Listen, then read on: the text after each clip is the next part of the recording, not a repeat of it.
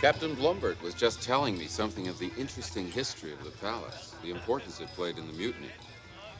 It seems the British never forget the mutiny of 1857. Yes, well, I think there are other events before the mutiny, going back a century, back to the time of Clive, that are more interesting. And what events are those, Dr. Jones? So if memory serves me correctly, this area, this province, was the center of activity for the Thugee. Dr. Jones, you know perfectly well that Thugee Cult has been dead for nearly a century. Yes, of course. The Thugee was an obscenity that worshipped Kali with human sacrifices. The British Army nicely did away with them.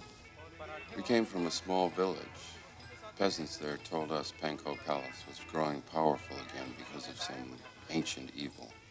Village stories, Dr. Jones. They're just fear and folklore.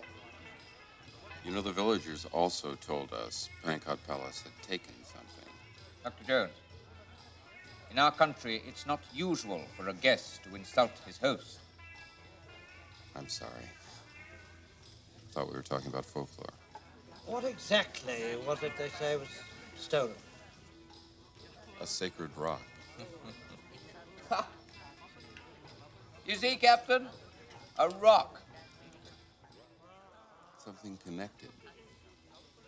The villagers' rock and the old legend of the Shankara stones. Dr. Jones, you're all vulnerable to vicious rumors. I seem to remember that in Honduras you were accused of being a grave robber rather than an archaeologist. Well, the newspapers greatly exaggerated the incident. And wasn't it the Sultan of Madagascar who threatened to cut your head off if you ever returned to his country? No, it wasn't my head. Then your hands, perhaps. It wasn't my hand. I have heard the evil stories of the Thugee Cult. I thought the stories were told to frighten children. Later, I learnt the Thugee Cult was once real and did of unspeakable things. I'm ashamed of what happened here so many years ago, and I assure you, this will never happen again in my kingdom. If I offended you, then I am sorry.